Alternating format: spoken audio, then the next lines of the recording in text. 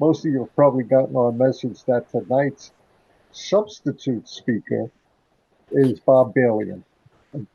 Thank God for Bob. I was looking forward to Peter Goldstein's presentation because I read once, it was one of the very early 19th century books I read, 19th century baseball books I read was about the Cleveland Spiders of 1899. It was Tom Hendricks' Misfits. It kind of fit the bill. It was a very interesting story about it. But I was looking forward to Peter's thing, mostly because I wanted to learn a little bit more about Stratomatic, which I really don't know much about, but I hear so much about. So he'll be back at some future date. He was just had a bit of a bug, and he was trying to work his way through it. So we're looking forward to having him. It may be in next season. We don't know yet because it is a kind of tight schedule. So, but we will talk to Peter about that. Uh, in the interim, tonight we have Bob Bailey, and in about I don't know how many hours, but it wasn't many. He came up with a presentation to do based on some of the partially completed research that he was nearing somewhat of a conclusion to, but then said, well, I have something here as a kind of base. And this is all about what he titled Pass the Cup. And this is really about 19th century baseball's, particularly the 1890s and some of the other incidents that kind of preceded that, where leagues began to formulate this idea of having a trophy cup as an award. And of course, MLB baseball, I mean, to this day, has its famous World Series trophy that goes to the team that takes it all. And how that tradition started is what this is really all about. So, without too much further ado, Bob, if you want to have everybody silence themselves tonight, uh, just kind of indicate Yeah, that just if everybody would just mute so we'll keep any ambient noise out of the way. You can use the chat for questions and comments. And Peter, if you would click on the participants button at the bottom of your screen and watch if anybody gets thrown off of the uh, uh, participants list and has to come back in, you can admit them. okay, what I'm looking All for you is if somebody at the goes off, they can come back. Right. Okay. Right, and you just want to have that screen up so that when it says so and so's in the waiting room, you can just click admit. We're off we go. Okay. Okay.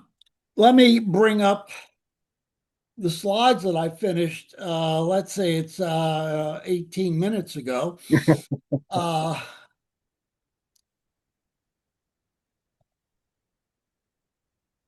I hope I'm up to Pass the the cup. task. Okay, because I will not be able to see the participants or the uh, chat while it's going through. Okay. Well, we're really, yeah, the 1890s was the era of the big league. Uh, uh, since the financial debacle that was the single season of the Players League and the 1891 battle with the American Association, all major league teams had some financial questions they needed to answer. The Association and National League war was fundamentally an argument over the NL signing American Association players that were supposed to be returned to their 1889 teams. The National League was in no mind to continue any baseball war, so on we went, and the American Association was weakened in from the 1891 war, that they were ready to just sign whatever deal they could get with the NL. And That is when the NL absorbed four teams from the American Association, paid off a couple of teams, and then rewrote the national agreement. I know that the NLAA battle was more complicated than that, but the fact remains that the American Association was very weak financially, and they didn't have the players that the National League had collected and returned from the Players League. So in the end, what we have in 1892 is the big league, the 12-team National League.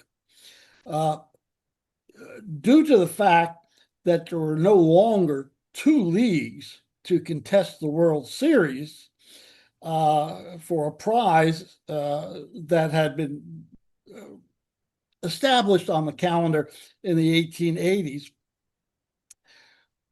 a prize had been given in the 1880s that provided a germ of an idea throughout organized baseball, as it turns out, for leagues to find some way to promote some form of postseason contest to extend the season. Let me just note here as we move on. I received help in the last couple of days from Jonathan Popovich, Cassidy Lent, and Gwen Fuentes, getting me images and answering questions and doing things. So I just wanted to thank them before we go any further. Now, the seed that was to blossom in 1895 was first planted in 1887. In May of that year, Broadway actress Helen Douvre started a relationship with John Montgomery Ward.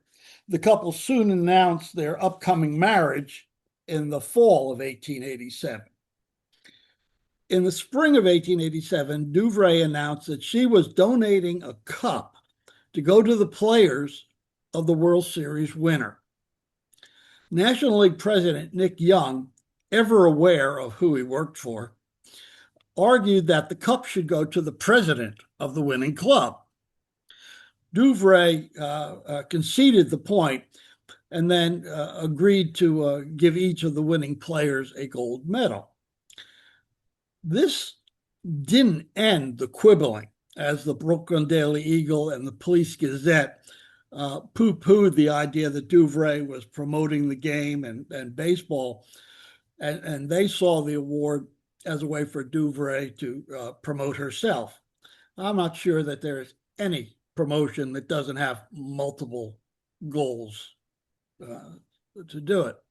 Bob, you had a chat comment. Pardon? Were you going to show slides? Because Did they not come up? there's no visuals up yet. Okay, hold on. Let me go back because Yeah, I didn't know. Yeah, you were just giving an introduction. let me fix.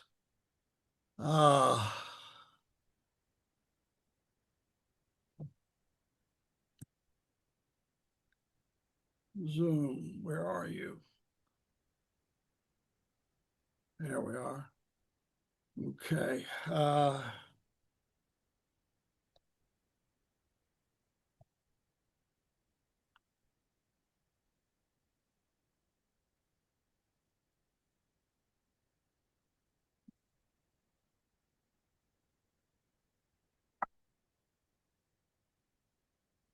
Not coming up.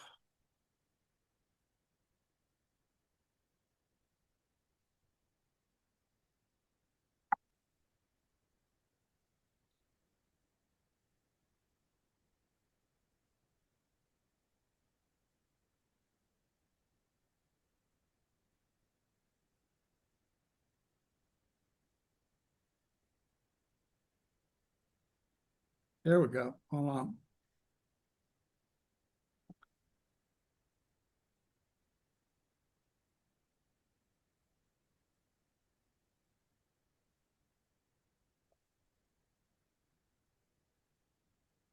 Is that coming up?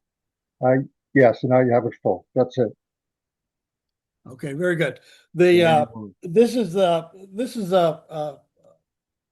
photograph of the Douvre Cup that Helen Douvre donated to go to the winner of the World Series each year.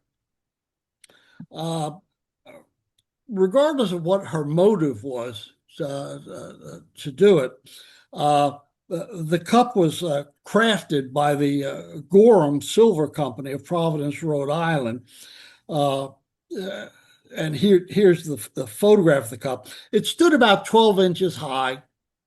And you can see in its range probably 6 to 8 inches wide, but it is actually a cup. It may be more of a planter, almost the way it's constructed. But we're going to see tonight as we go through 16 or 18 cups that were along this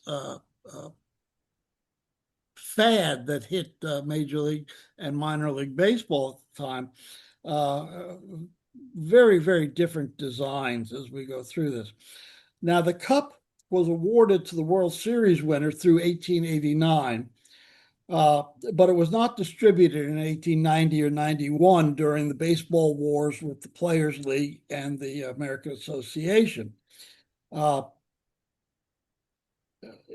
if imitation is the sincerest form of flattery, then Thomas H. Hall sincerely flattered Helen Douvre in 1888. The New York cigar and cigarette manufacturer created his own cup to be awarded to the World Series champion in 1888. The Brooklyn Daily Eagle described it as 106 ounces of silver mounted on an ebony base. And here's a picture of the Hall cup.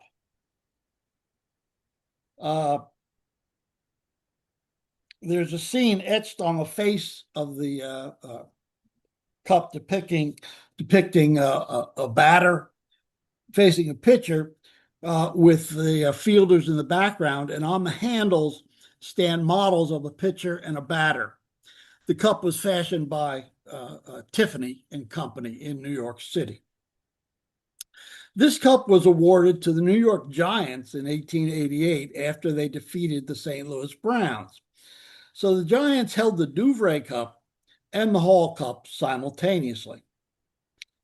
The Hall Cup was awarded only in 1888, but somehow it survives today. It is currently held by the Baseball Hall of Fame in Cooperstown, is on display, I believe, up on the third floor with a couple of other trophies. The last of the 1880s Major League awards was the Wyman Trophy, created by Erastus Wyman, owner of the American Association Metropolitans. He donated the cup to be awarded to the winner of the American Association pennant each year. It was first awarded to the St. Louis Browns in 1886. It is described in the April 18th, 1886 Boston Globe as being made of, quote, solid silver and with a base that stands 26 inches high. And here is a picture of the trophy. And it represents a batsman in the act of striking a pitch ball. And the Globe described it as at his feet is a silver ball. I've never seen a silver ball in any of the pictures of this trophy. And like the Douvre Cup, it was manufactured by the Gorham Silver Company. As is typical of many trophies like the Wyman Cup, if a club wins the trophy 3 consecutive times, they get to keep it. Kind of a standard sort of thing that goes around. When the Browns captured the 1887 and 1888 trophy, they kept it.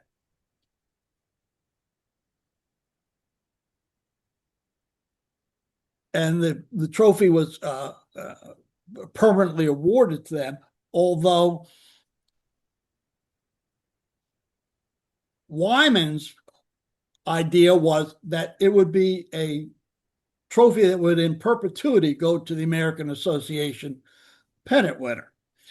But as the Mets were no longer in the league at the time, and were no longer part of the American Association, there were no objections to Von der Aa keeping it. It is described as the oldest professional baseball trophy. It still exists. When Chris Von der Aa died in 1913, he bequeathed the artifact to his former team captain and current owner of the Chicago White Sox, Charles Comiskey. Comiskey held on to the trophy, and today it is on display at the White Sox trophy room in Wright Field on Chicago's South Side. As was noted earlier, the Douvre Cup was awarded to the National League pennant winner from 1893 forward. In 1893, the Boston squad captured, in 1893, the Boston squad captured the pennant and earned the right to retain the cup. Now starts a story of where is the Douvre Cup. Nobody has any idea where it is today. It is lost to history. The Sporting News did a little digging in the 20s and 30s. I think Ernie Lanigan wrote a column about where are the trophies, because the Temple Cup had shown up somewhere. And John Thorne wrote a long piece in his blog, Our Game, about various trophies and focused primarily on the Douvre Cup. And I believe there was a cover article that John wrote for the magazine published by McFarland, the baseball. The last reported sighting of the trophy was in 1893, right after Boston had taken possession of it. The Boston Globe reported that the trophy was in the hands of Boston pitcher Hank Gastright and was available for display at his home in Newport, Kentucky, which is right across from where Newport is the town across from where Riverfront Stadium in Cincinnati is located on the Ohio River. The last Major League Cup to present is the Temple Cup. After 2 seasons of the big league, the owners were looking for a postseason format that would be profitable to the owners and the players, mostly the owners in their mind. Without a second major league, there was no obvious series to develop. In 1892, the idea of a split season was tried. Cleveland and Boston vied for the championship following the regular season, but it didn't prove to be popular or profitable. In 1894, it was decided to have the 2 top teams play for a series after the regular season. In addition to the hoped-for pecuniary gain, Pittsburgh executive William Temple donated a trophy that the series winner would claim. Temple was an executive with Pittsburgh at the time, although by the time the difficulties with the Temple Cup series, he got a little disgusted. He was no longer, he moved to Florida and went into the orange business, among other investments. The Temple Cup is solid silver, stood 2 feet tall, with baseball scenes etched on the body. Throughout the 4 years of the series, there was always a small cadre of owners opposed to the series. It's not clear what the reason was for the opposition, but there are small items in various sporting publications and local papers that the owners felt that it cost too much extra expenses to gain a very tiny return on the series. Over its brief history, the players also lost interest in the games, and this lack of competitiveness ultimately infected the fans. Right from the start, the players on both teams made agreements with the members of the opposing squad to split the distribution rather than the 60-40 split that was agreed to. When some of the winners reneged on the deal in 1894, the players quickly saw that things were not going to go their way, and then nothing was going to work to the players' advantage. If you wish to see the Temple Cup, it is in the Hall of Fame also, and is right next to the Hall Cup, I believe, on the third floor. Well, the Temple Cup started in 1894. The minor leagues began to join the parade and hold postseason series, generally with the top two teams in the league, and had little trouble finding a sponsor to donate a trophy or a cup that the winning team would hold through the next season. In 1895, we saw 6 minor league cups launched. Many were copies of the Temple Cup format of the top two teams in the league facing each other. The Maysville, Kentucky Public Ledger in September of 1895 noted that, quote, "Cup games seem to be all the rage this season. Springfield and Providence are now engaged for the Steiner Cup. Wilkes-Barre and Scranton are battling for the Tribune Cup. Norfolk and Portsmouth are contesting for the Chapman and Jakeman Cup, and Richmond and Lynchburg are struggling for the Green Cup." All that was true at that point. The Green Cup fell by the side, but we'll talk a bit more about what was going on in Virginia at the time. The highest classified league to jump into the mix was the Class A Eastern League. The league agreed upon a Temple Cup style postseason series, and Albert Steiner of the M. Steinert and Sons Piano Company commissioned a cup to be made by the Meridian Britannia Company of Meridian, Connecticut. M. Steinert and Sons was the exclusive agent for Steinway piano, for the Steinway Piano Company in New England, and had offices throughout the area. This is a newspaper illustration of the Steiner Cup. It stood some 30 inches high, was made of solid silver, as many of the trophies were. And its base, part of the base was a large punch bowl, on the cover of which stood the figure of a ball player supporting a large baseball. This appeared, I found this illustration in dozens of newspapers when the Wilkes-Barre Times leader was the one that had the clearest picture that you could copy. The Steiner Cup was one of the more successful series in the 1890s. It lasted 3 seasons, with Springfield claiming the cup in 1893, Providence winning the 1895, the 1896 series. In 1897, Syracuse met Toronto, and the teams could not agree on where they would play the 7th game of the series. It was one of those deals where they said 3 games here, 3 games there, and then we'll figure out where the 7th game will be played. And they never came to any agreement.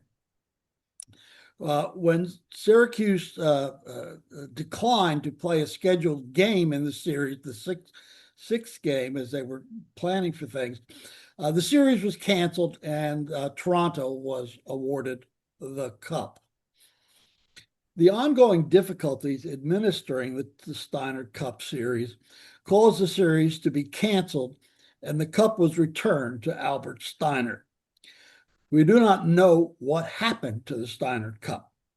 We can only speculate. Albert died in 1927 in New York City, and his wife Marie died in 1967. Following Wow. her death, all of Albert's family assets were sold to create the Albert and Marie Steinert Fund, uh, the funds of which are used to support cancer research and palliative care. Perhaps the cup still survives in a private collection somewhere.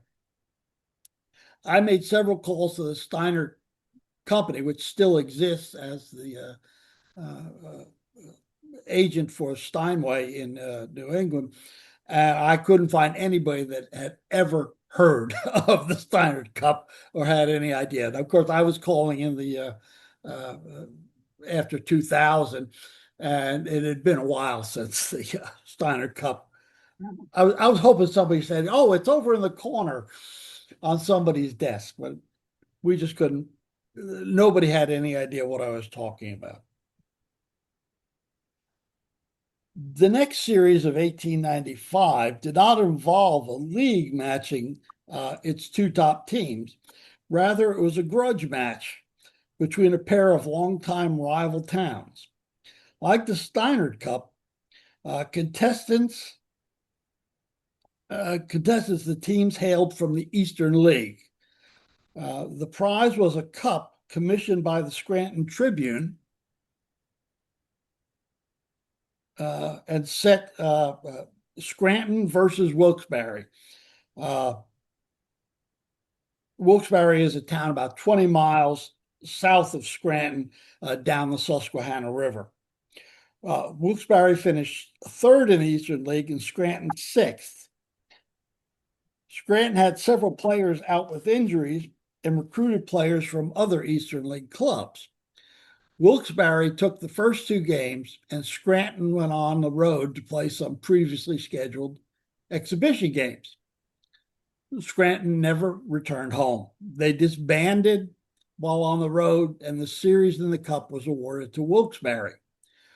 The series was never resumed. That was it. It was a one-time deal, and you're going to find that a lot of these Cup series were one-time things. The Virginia State League also entered the Cup fad, and it really was a fad, particularly well, you hear the next paragraph. The Class B League was induced to match their top two teams, Richmond and Lynchburg, in a postseason series.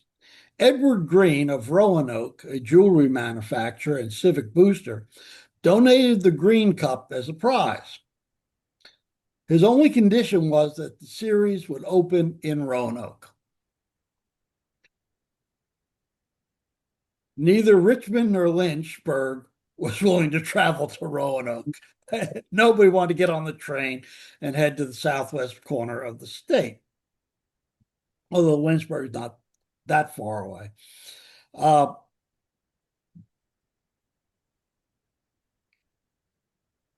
So the Green Cup ended up passing into history. We just have no idea what happened. Now, earlier in September of 1895, the Sporting News mentioned that another cup had been donated, the Lewis Cup. We know even less about this. It was a one-time mention, but apparently, it was getting very popular for somebody to donate some sort of trophy. The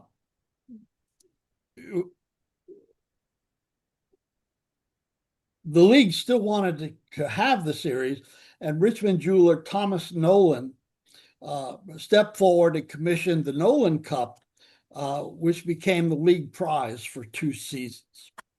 The Nolan Cup was described by the Richmond Times. Excuse me. I don't have, welcome to him. I don't have any information on the Nolan Cup. There's no pictures of it. There's no illustrations of it. There is only this one description. The cup stands 19 inches high and is of silver with a gold lining in the bowl. The bowl rests on an arch supported by two beautifully carved pillars, and these in turn rest on the pedestal, which is handsomely carved. Beneath the arch and on the pedestal stands a ball player, 6 inches in height, bat in hand, ready to meet the ball. I've tried to draw that. I can't do it. I've never been able to figure out what that might have looked like. Richmond won the cup in 1895 over Lynchburg, and then again in 1896 over Norfolk. They might have retired the cup with a win in 1897, but the club jumped to the Class A Atlantic League, and several other teams dropped out of the Virginia State League, and the league ceased operations. And no one has any idea. I don't even know who to call for that to get information on that cup. However, in 1895, the Virginia State League was not done with cups. There were 2 more to be contested. Like the Scranton Tribune, a series of a local rivalry between Portsmouth and Norfolk spawned a series of local pride and more cups. The local club vied through the local clubs vied through the 1895 season for the Gale Cup, which was to go to the squad that won the season series. Frank Gale was a Newport, Norfolk jeweler who offered the cup prior to the 1895 season, and it was captured by Portsmouth 19 games to 11. Not to be outdone by Frank Gale, his former partner, William Chapman, along with Chapman's new partner, E.F. Jakeman, offered the Chapman-Jakeman Cup to the winner of the postseason series between Portsmouth and Norfolk.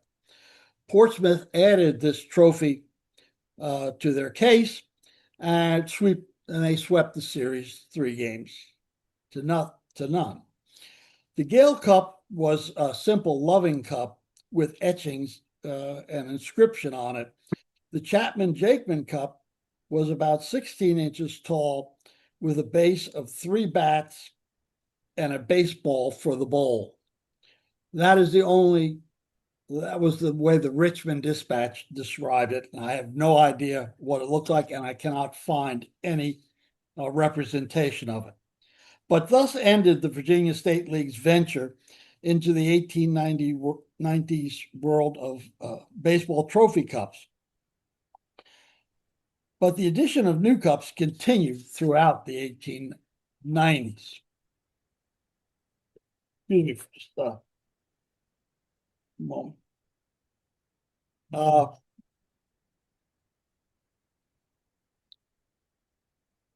The next cup was donated by is the SABR Cup, donated by a tobacconist Charles Sobey. He was from Hartford, and the newly formed Atlantic League caught his fancy. Hartford had a team in the league, and the league was centered in the Mid-Atlantic areas, and the tobacconist donated a cup. Not only does it look like that, that is the cup. The SABR Cup still exists. The SABR Cup was nothing but troubles for the Atlantic League. When the 1896 season ended, Newark led the standings. But Patterson owner Ed Barrow protested that several Newark games were exhibitions rather than championship games. It took the league into December to declare Newark the pennant winner. In the meantime, Patterson, and where Barrow was the owner, and Hartford's, who came in third, set up a series for the Cup. Somehow, the league went along. Patterson won the series, and took home the Sobe Cup. This was one of those series with a future Hall of Famer on it because Paterson was the home of Honus Wagner. In 1897, he would start the season with Paterson, but would be sold to Louisville mid-season and began his major league career there. The league became embroiled in another controversy determining who would play for the Sobe Cup in 1897. And this injury was self-inflicted. The agreement between Charles Sobe and the Atlantic League stipulated that after the first year, the league pennant winner would play the prior year's Sobe Cup victor. Instead, the league mandated the top two finishing clubs would play for the cup. That decision made Newark and Lancaster the contestants. The Paterson Club objected. Barrows seemed to like to do that. But the league held firm in their initial determination. Unfortunately, Newark and Lancaster could not agree on terms for the series. You got to remember that in these series, there were no rules. There wasn't any set of brush rules that run that came along around 1905 for the Major League World Series. And once everybody agreed there'd be a series, there had to be another conference to set the rules. Where would you play? How many games would it be? Who could play in it? What players were eligible? And those sorts of things.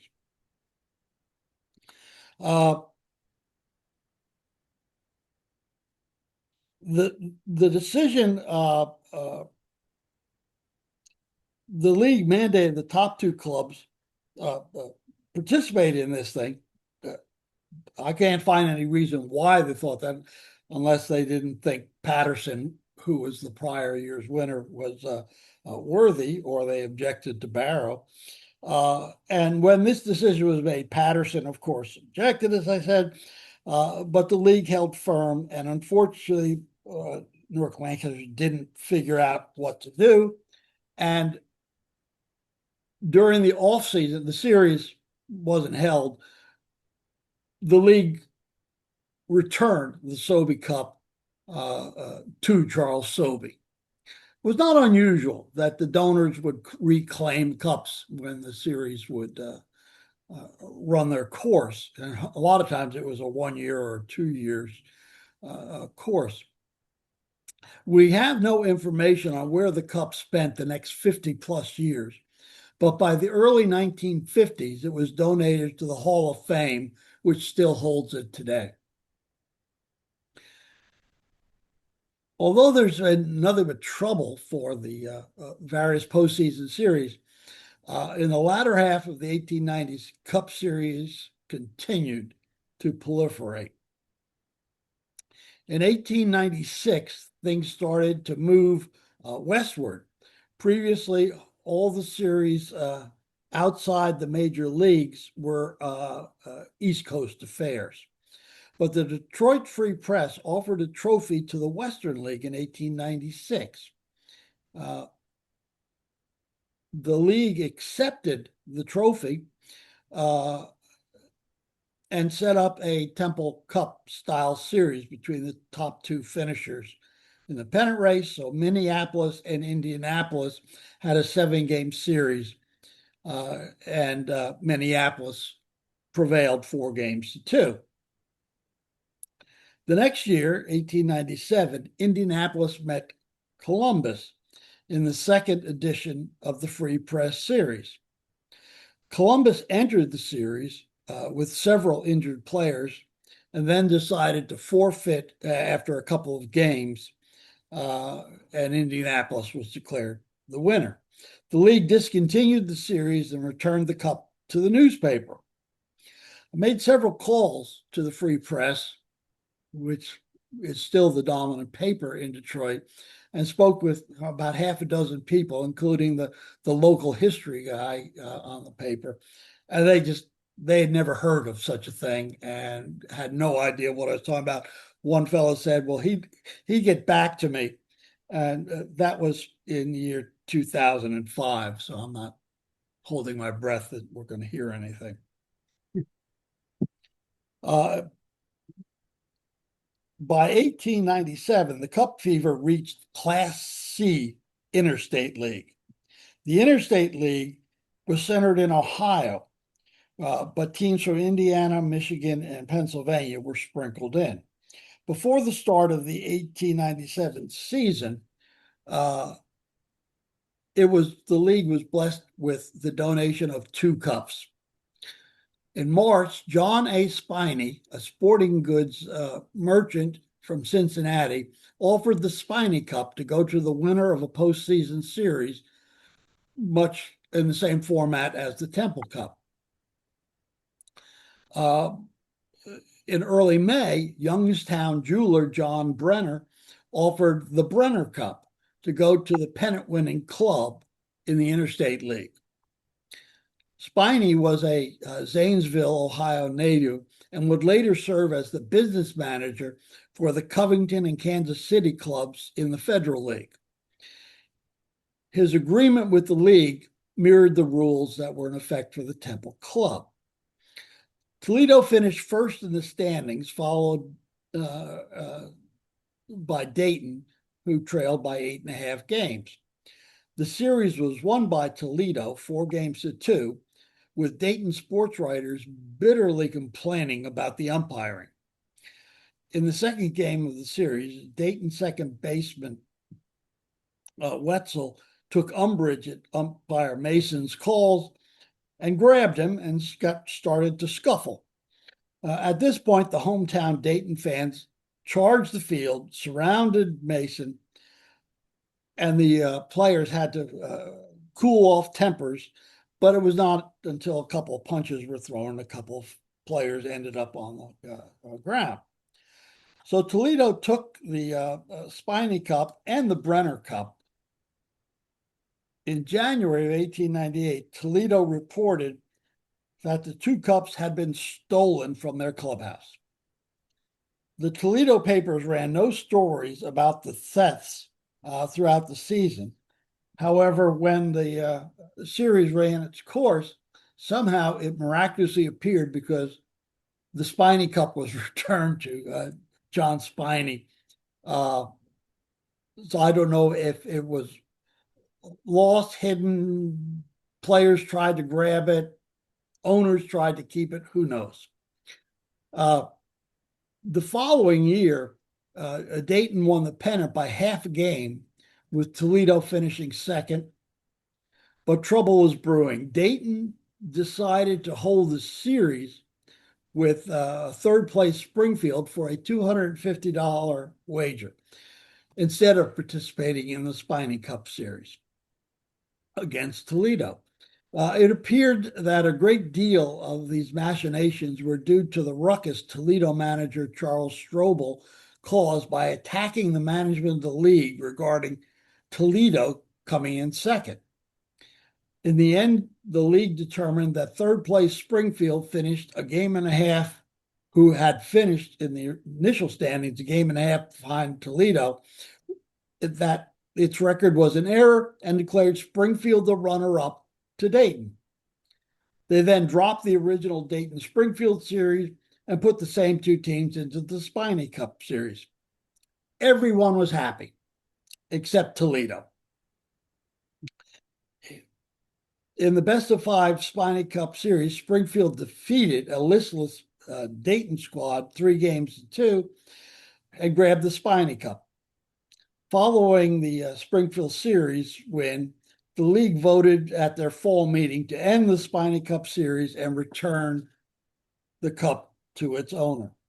I tried to contact some family members.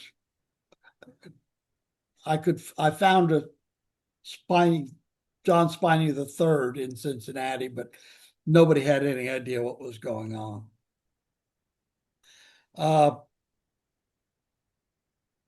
We close out our tales of the cups of the 19th century with the story of the Nutmeg Cup.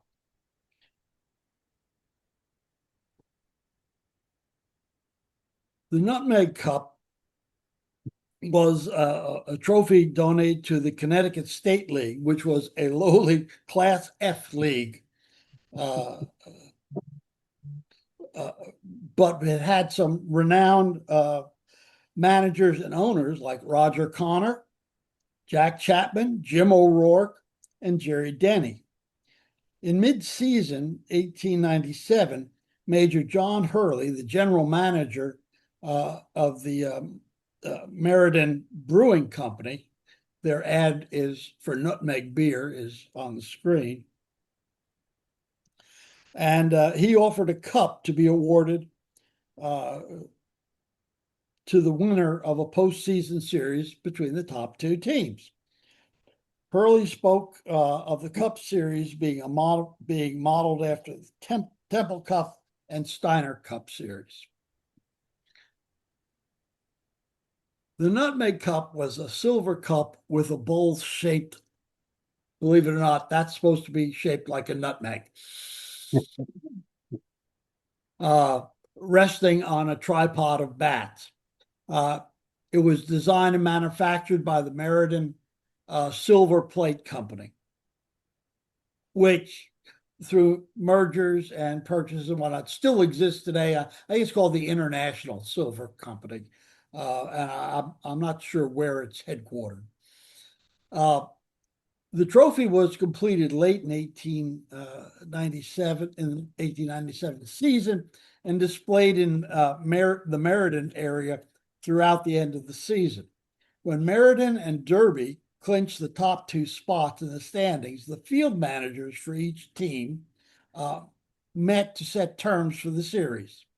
These terms included provisions insisted upon by John Hurley, the donor of the cup, that the winning team post a $200 bond to secure the safekeeping of the cup. The series was a somewhat contentious as Derby made continual demand as to where games were played and similar sort of scheduling issues throughout the series. Ultimately, Jack Chapman, the manager and owner of the Meriden team, acquiesced to the demands, and the series proceeded. In the end, second place Derby edged pennant winner Meriden to claim the Nutmeg Cup. But there was not the end of the problems here. Derby owners claimed that the field manager, Jerry Denny, was not authorized to agree to post any bond, and they refused to do so. Major Hurley of the brewing company refused to deliver the cup without a bond. So the Meriden Brewing Company retained the cup until January of 1898, when Hurley delivered the cup to the Derby Club without a bond. There is no report of how the negotiations went on. However, the Nutmeg Cup Series was never played again. It was a one-time deal. Now, we've briefly surveyed 16 cups and trophies offered to the leagues in the 1880s and 1890s.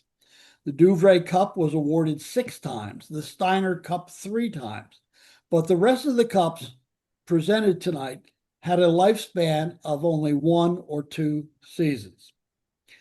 As we look at the administration of Cup Series, we see the great enthusiasm by the leagues to have a donor provide a trophy to the league for a postseason opportunity to extend the season and perhaps gain some additional revenue. But as we saw with the Steiner Cup, the Sobey Cup, the Spiny Cup, and several others, it was difficult to induce teams to give their wholehearted allegiance to the league's effort. And they withdrew, refused to play series to completion, and caused other problems that made the administration of the Cup Series more trouble than it was worth. In general, they were not well attended. They didn't earn a lot of money. And again, the owners didn't get much and the players didn't get much. I think there was one series where the players got, I don't know, $35 or something like that for seven games. The 16 cups discussed earlier tonight are not the entire list of late 19th century cups offered.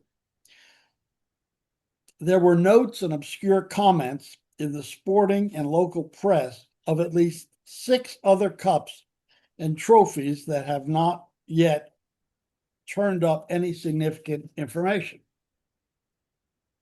They include the Peoria Herald Cup, the Texas League Cup, the Canadian Series Cup, the Maine Championship Cup, the Newcastle, Pennsylvania Cup, the Spalding Cup, the W. Fisher Central Pennsylvania Cup, put that on a small trophy somewhere, the Stevens Cup, the Hershine Cup, and probably many, many others.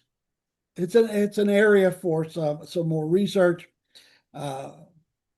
Maybe we can actually turn up a trophy or two somewhere. The postseason series in the 19th and early 20th centuries were often catch-as-catch-can affairs. Arrangements were made by a pair of clubs or a pair of leagues, and sometimes the series worked and sometimes it did not.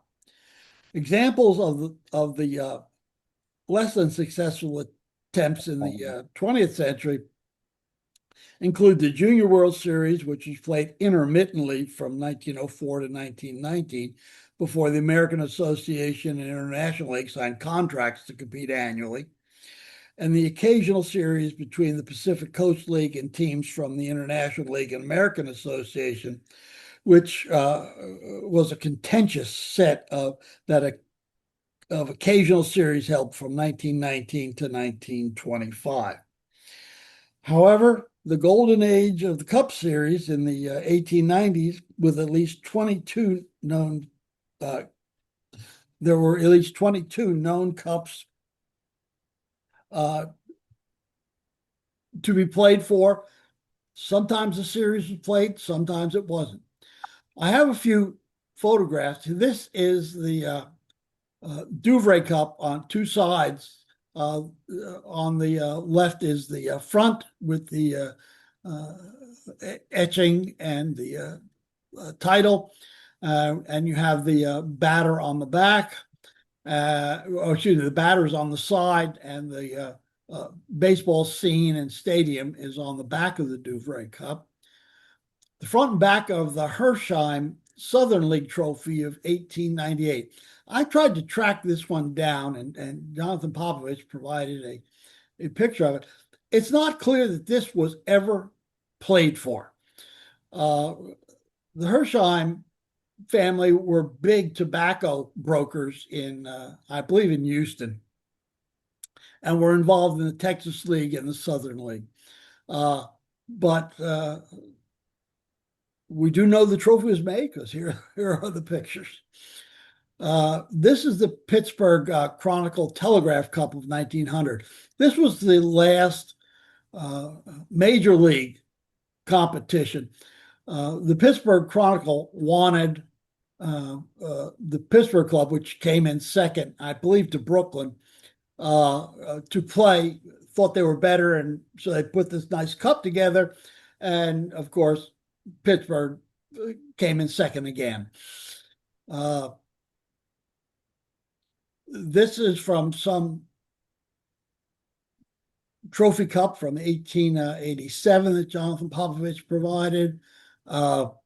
Temple Cup in the front view. Here's a close-up with the etchings on it. Some more details.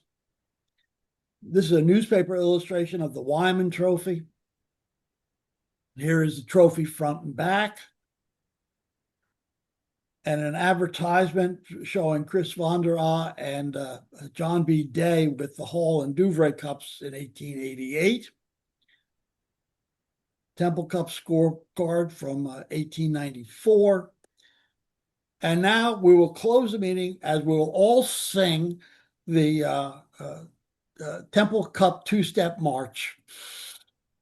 Peter will lead us off. Apparently, somebody liked the Temple Cup two-step because here's another version written by someone else. But thank you all very much. I'm going to take that down, and if there's any questions or comments I in got the it. chat, we'll be glad to talk about them. Okay. Thank you, Bob, very, very much. That was that. I can't believe you got all of that information pulled together in such a short time frame, and the images really were very, very interesting to say the least. Uh, you have a series of chat questions here, and then I saw Stu's hand up, but I'll get to Stu at the end of the chat questions. And let me just go through the chat question. Of course, the first one was the reminder to put the slides up. That came from Kevin Doyle. But and then Jake Kaufman says, that's a cool looking trophy. And I think he was referring, Jake, if you're still here, I think you were referring to the Hall Cup. Well, I can't remember. It's the second or third one is a statue looking guy. Yeah, that's right. Or maybe the Wyman Trophy. That might be it. That's the one. That's the one. Right, the banner. Right. Okay. Fine craftsman. Interesting thing about the Wyman Trophy was that somewhere Wyman was a Staten Islander, and so was I. About 100 years later. But Wyman had somewhere in that journey of the Wyman Cup, it was briefly on display in Borough. This was in the early 20th century. It was briefly on display in the Staten Island Borough President's office in St. George of Staten Island, actually only a matter of yards away from Wyman's original field, the St. George grounds. And anyway, and then it went on from there. And as Bob said, it ended up at the White Sox. Yes. Yeah, White Sox Hall of Fame in Chicago. Is Jack Bailey still here? Check it out. Well, Von der Aar kept it because he won the first three of them, and then Wyman dropped out of the league before 1888. That's right. So Von der Aar just kept the trophy, and nobody objected. When he died in 1913, he willed it to Charlie Comiskey, right? Who put and it's a matter of contention.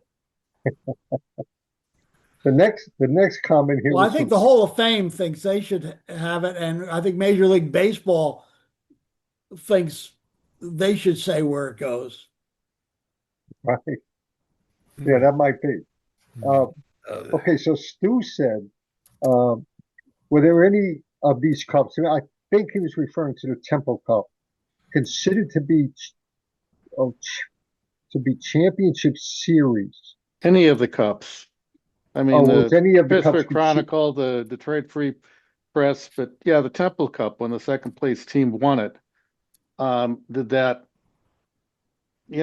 back at that time, and then historically, now, who do we look at the league champion? The team that finished first, or the second place team that won the cup?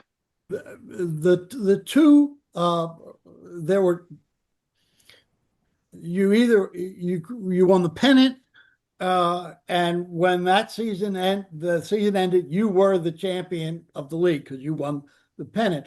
And then the series with the first and second place, it was a separate entity.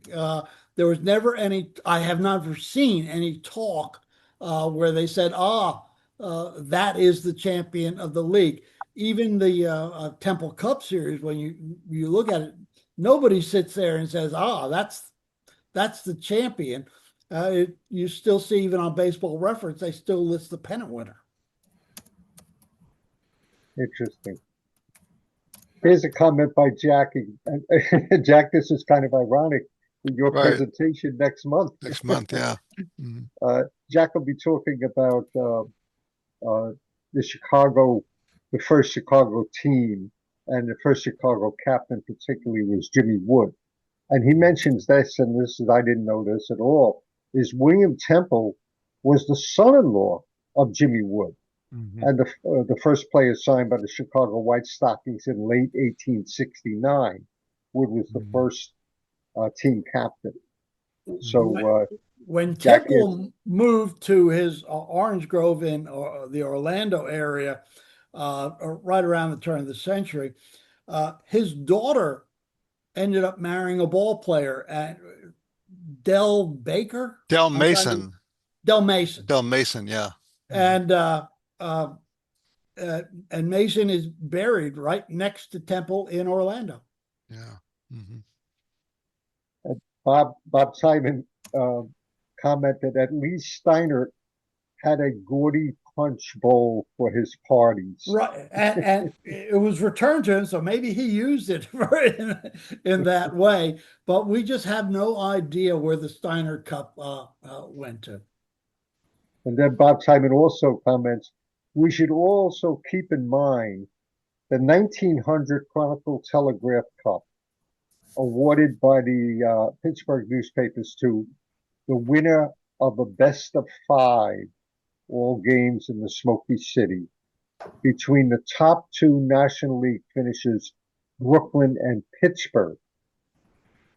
Yeah, So we showed that trophy in that kind of coda at the end.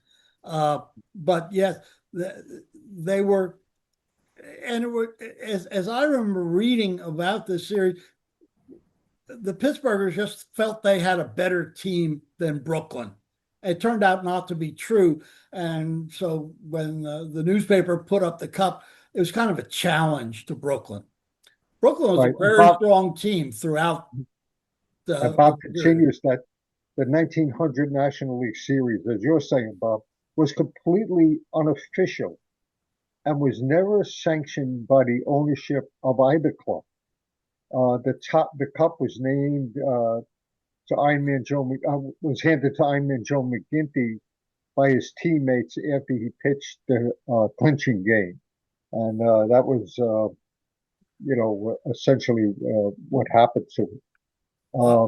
I think that's a good observation because there was no the league accepted the cups, but it was still up to the teams that were eligible by whoever the donor set the rules of who was eligible to figure out how to run the series. And when you got 2 field managers there, all they were doing is looking for how can I get more games at home? How can I do? It was just there was no set of rules coming from anywhere until the brush rules. What was that? 1905.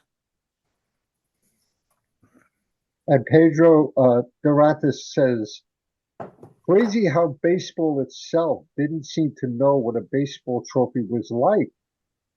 So many of the cups look like hockey or rugby awards. When you read through some comments about the early trophies, they will make comparisons to the Stanley Cup. It was just, it's amazing that the Stanley Cup came what in the teens, 20s, something like that. But I don't think they were modeled after any baseball trophy. And then Jacob Kaufman makes 2 comments back to back. A great presentation is the first one. But the second comment is timely with Trump's Pfeiffer Peace Award trophy. I'm being a troublemaker. I apologize for bringing politics into Don't apologize. Be a troublemaker, Don't apologize. Jacob. Good for you. Okay, and Stu, you have your hand up. Hi. Okay, I'm sorry, I was going to look, but yeah, you kind of answered my questions. I'm not the only one who does this. I found out Dan Levitt does the same thing. Maybe some of you, but I get annoyed by the people who want to call the 1968 Detroit Tigers the last true champions as a means before they split it into playoffs. And I've said, well, then why not 1900 Brooklyn, because that was the last time that you didn't have any playoff. If all you really care about is finding the best team, don't have any postseason. But I was always wondering if I should go back to 1899 when Brooklyn again won, and there wasn't any kind of post-Cup series. So these were really more exhibitions, and I was wondering that was as I'm doing stuff on the 1896 Minneapolis Millers, Perry Worden, how many runs they scored, where Worden did his home runs. Do you think it's just best to ignore the 6 games, 3 at Athletic Park in Minneapolis and 3 in Indianapolis, for the Detroit Free Press Cup? Just ignore them, treat them as exhibition games? I would think at one level, you never see the statistics from these series added back into the regular season series. It's always exhibition, a way to make some money, never very successfully. But nevertheless, I think they're exhibitions in the sense that they weren't playing. They were playing for a little bit of cash and the right to hold the trophy for a year. But there was never any, the league would sanction the series, but they never wrote into their constitution or rules that that's who the champion was. But that should be different from the Little or Junior World Series particularly between American Association, Eastern League, and National League, where you had 2 first-place teams until they expanded the playoffs. I wouldn't put that in the same category, would you? Well, it tended to be the local press of the winning team that said, these are the champions of minor league baseball. But you got to remember also, Pacific Coast League was never part of those series. From 1919 to 1925, I think there were 3 or 4 series where Baltimore went out once, Louisville went out once, St. Paul went out twice, I think. To Vernon. Always very contentious because all the games were in the home field of the Pacific Coast League, and the Pacific Coast League was not very hospitable to their visitors. Thank you. And I'll go on just that Mary Shea says, thanks so much. This was very cool. Looking forward to seeing a few of these in Cooperstown in April. Okay, Mary, thank you. Pedro again says, exactly. Thank you, Pedro. Stanley Cup donated in 1890. This is David Newman. Stanley Cup donated in the Stanley Cup of Hockey, I think, donated in 1892 and first awarded in 1894. That's a piece of trivia. I think if you go back and look at from those dates, you could wonder if that spurred some of the baseball donations. Right. That's the parallel, obviously, that there is all of a sudden this idea of a cup, as a symbol. Pedro says, not awarded in 2005. Remember what they took from us a lot. Oh, okay. Okay. All right. I'll just give you my quick story.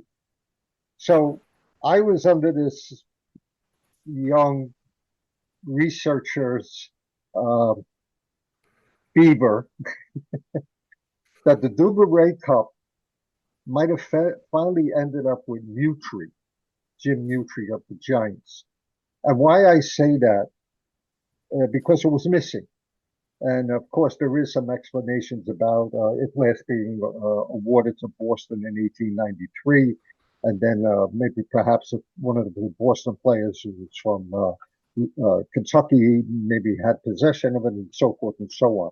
But my thinking about Mutry was there were 3 benefits for Mutry, all in the early 20th century, because he was really impoverished and he lived in my wife's old neighborhood, not mine.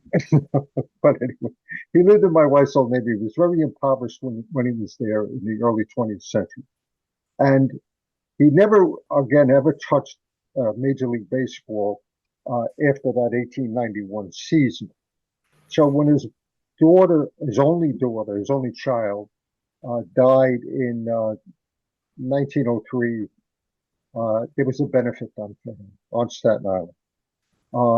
In 1921, the first of the series played between the New York Highlanders, Yankees, and the Giants, all games played at the Polo Grounds, was going to bring in this big flow of money, and that prompted another benefit for Mutri. And they had a benefit for him on Staten Island, and I've actually seen a baseball that was auctioned off at that benefit.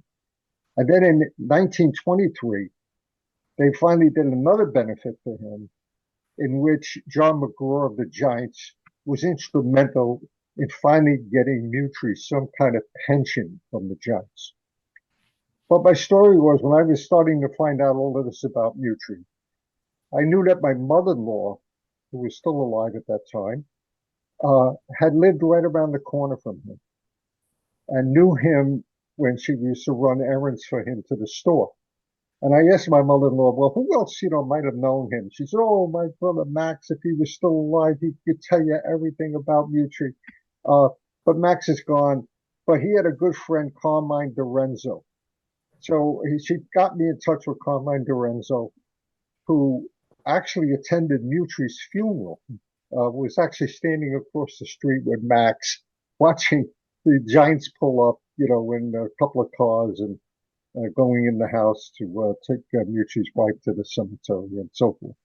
Anyway, I asked Carmine, what do you remember about Mutri? Well, he remembers also going and running errands for him, and sometimes delivering stuff from the store that he had picked up for him and brought it to his house. And he remembers the house. It's only 3 rooms. And in this living room, for lack of a better word, there was a mantle. And on that mantle were trophies. And this is in the 1930s. And Mutri died in 38. And his wife died right after the bombing of Pearl Harbor. And I often think that Kate, his wife, his widow, and I often thought about those trophies. Whatever happened to them? And Carmen didn't know it all. And was it the Duvernay Cup? And did it end up as scrap metal for World War II? Okay, just some food for thought. Bob, an amazing presentation hooked up in 24 hours. Thank you again. Thank you very much. And thank you all for joining us and your comments and so forth and so on. And next month, Jack Bales will be here. See a couple of people clapping away. David, you want to say something? No. Okay. Looking forward to it too.